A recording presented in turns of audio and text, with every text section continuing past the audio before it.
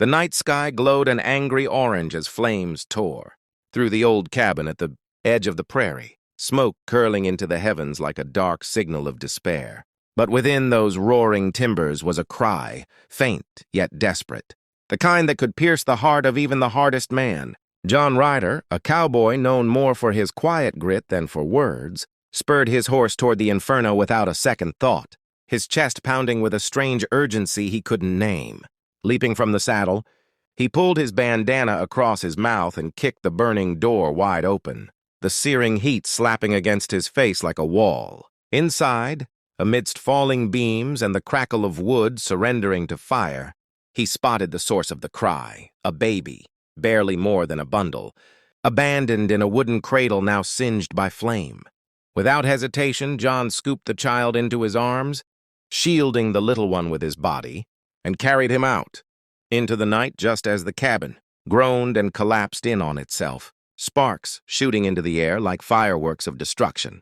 Outside, the cool night air rushed against his skin, but the baby's fragile breaths reminded him the battle was far from over. He tore off his coat, wrapping it around the child, and rode hard toward the small town just beyond the ridge, praying someone could help. That's when fate put him in the path of Clara Dawson, a young woman who had been running supplies for neighbors when she saw the glow on the horizon and rushed to help. She spotted John dismounting, the baby pressed to his chest, his rugged features carved with determination but also fear, a rare sight in a man like him. Clara's hands were steady as she reached for the baby, her voice calm, soothing, carrying a strength that surprised John. Together, under the light of the dying flames, they worked to save the child, Clara cradling the infant with a tenderness that seemed heaven-sent, John standing guard as if the whole world might still try to snatch this fragile life away. For a moment, their eyes met, and John realized he wasn't just staring at a woman, he was staring at a force, someone whose courage matched his own, someone who reminded him that life, no matter how scarred, still had purpose.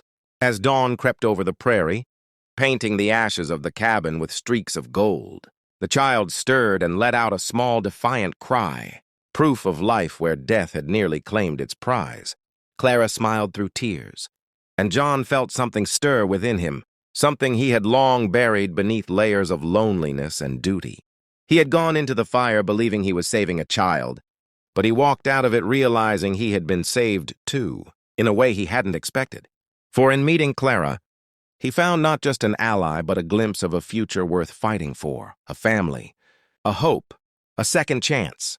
And so, the cowboy who had carried a baby from a burning cabin discovered that sometimes the fiercest flames don't destroy, they forge.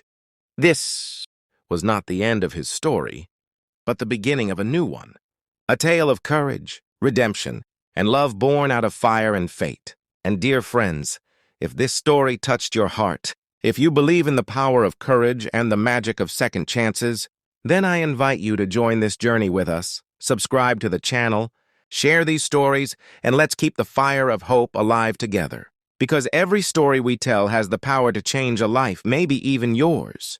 The days after the fire passed in a blur, but the memory of that night stayed etched in John's mind as clear as the scar on his forearm where the flames had kissed him. He found himself returning often to the small cottage on the edge of town where Clara lived. Each visit tied to the baby's recovery, but also to something deeper he refused to name.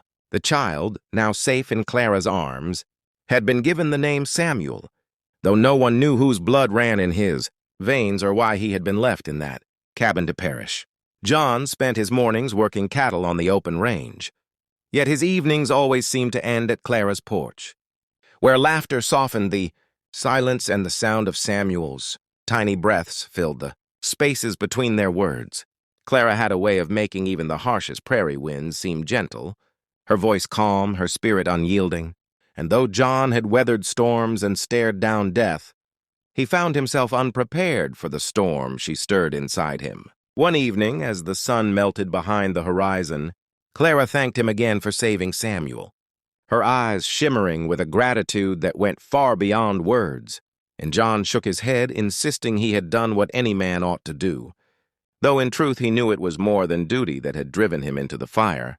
It was something larger, something that had set his heart alight long before the cabin had burned. As Samuel cooed softly in Clara's arms, John felt an ache he couldn't ignore, the longing for a family, for a place where he belonged not just as a wanderer, but as a man with roots. Clara caught the look in his eyes, and for the first time, her cheeks flushed with a warmth that spoke of possibility, as if she too sensed the invisible thread binding their fates together. The prairie had a way of testing those who lived upon it, but it also had a way of mending broken souls, and as the night closed around them, John knew the fire that had once threatened to destroy now burned within him as a promise, one he intended to keep for Samuel, for Clara, and for the future they might build together.